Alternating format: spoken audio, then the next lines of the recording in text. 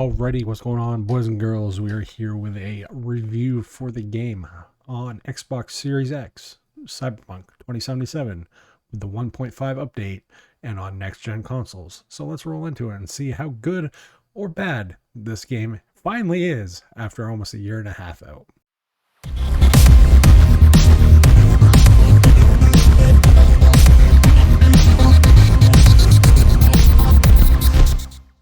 Yes, folks, I am finally reviewing Cyberpunk 2077. After so long, I have waited for this game to actually be out in a playable final state, and PC was just not a thing, so I was able to get a code. Thank you to Evolve PR for the code for Cyberpunk 2077. The 1.5 update. This is the review for it, and again, the code was supplied by Evolve for. With that being said, how is this game after a year and a half almost of it needing to be fixed? And ironically, it's labeled 1.5, so a year and a half of work. The short version is this is the way the game should have shipped a year and a half ago, but we'll get into the long and short of that. For those that don't know how the reviewing system works and the score system works, we have 5 categories, 10 points each category. And so for the categories, we have graphics, we have sound, we have story, we have control, and we have value. So the first category we have up is graphics, and we can't talk about this game without talking about the ray tracing and all the other stuff. And yes, it's there for the Xbox Series X.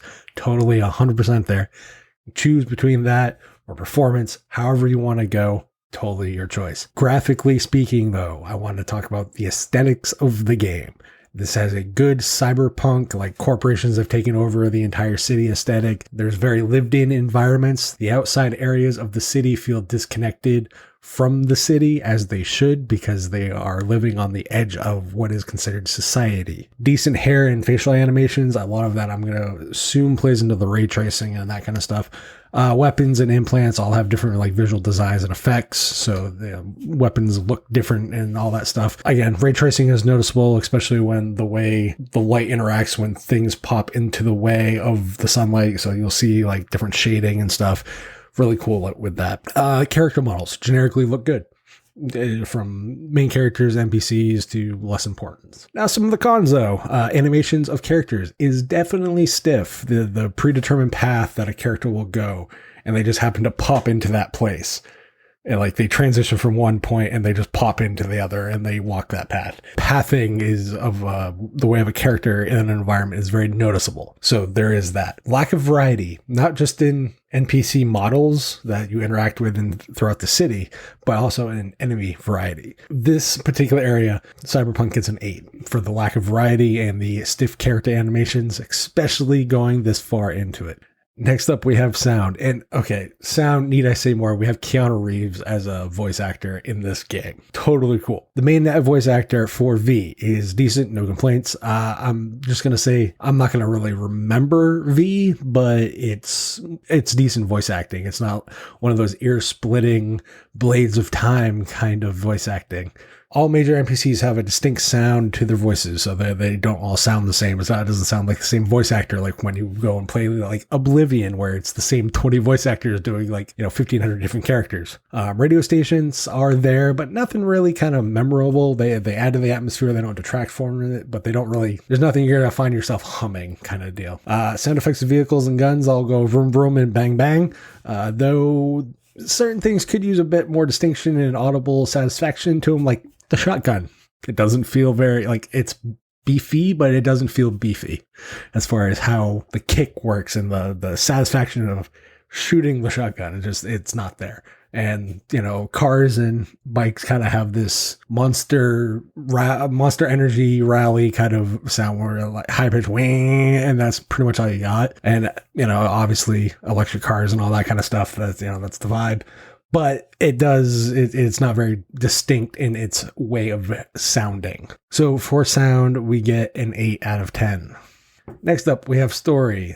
So I can't go into a whole lot of detail on this without giving away too much. So we're not going to go too deep into story. First, a few of the NPCs are quite well done and quite well fleshed out, especially if you do the entirety of their side quests. The ones that I'm going to specifically call out are Judy, Panam, and River. Yes, there are multiple endings. So before anybody gets into that question, your choices do matter. Your interaction with Silverhand does matter as well, and that is the Keanu Reeves character, for those that want to know. While the story is decent and the cyberpunk themes do fit all the endings, it's not totally groundbreaking in the storytelling aspect and the way you... Cyberpunk's kind of a hard genre, and I totally get that. This is also kind of the same complaint I had about Dex. It's not a groundbreaking story. It's not anything you haven't heard before. Overall, that's all I can really talk about with the story. So story, 7.5. Now onto the controls. Now I could have played this with mouse and keyboard actually on the Series X, ironically, but I played this with the Xbox Series X controller.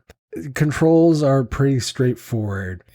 Gunplay is push button, gun goes boom and bang. There's no input lag. Doesn't feel like it's taking, more than it should to actually translate from the button press to the screen. Totally fine with that. The quick access menus for things like hacking, and there's a slowdown mode that allows you to actually target and aim and make sure you're hitting the right targets and the right enemies and all that kind of stuff. So really cool with that. One of the biggest gripes and one of the things you'll spend a lot of time doing though is driving, and these vehicles feel chonky. As far as what I mean is they feel like they have weight. If you are expecting GTA controls or even as absurd as the games are, like Saints Row kind of controls for the driving, don't expect. They're heavy, they're slow, not fast, and you spend a lot of time driving. So you'll either love them or hate them. I'm somewhere in between. I don't love them, but I can also see where a lot of people will not like the driving mechanics. So for controls, because mostly of the driving mechanics, I'm going to give this a 7.5 because you're going to spend a lot of time driving.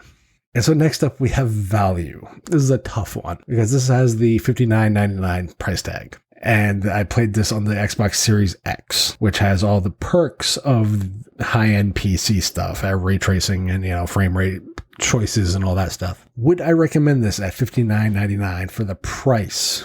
That is a hard one to answer. The way I look at this is I usually view a game based on $1 per hour of enjoyment, generically. This game has enough content where I could do that and do all the more of the side content. I put about 40 hours into this. Personally, for me, if this game was $40, I would totally buy it. If the game is $30, that's a heck of a sale. I would definitely buy it. At $60, it depends on how much you love Cyberpunk. So the way I would recommend purchasing this, especially if you're on console, and I can only talk about the Xbox, I can't talk about the PS5 in that way. You can get this for PC generically. You can find it on sale for about $30.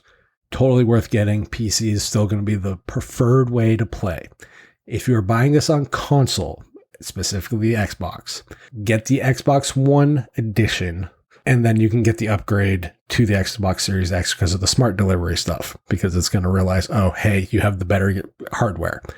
That's my recommendation. Whether or not that's the way you want to experience and play the game is totally up to you. So for value though, because of the situational stuff, so the value is a 7.5 because it all depends on how you want to experience the game. I would definitely not recommend this for prior gen consoles flat, period. End of story.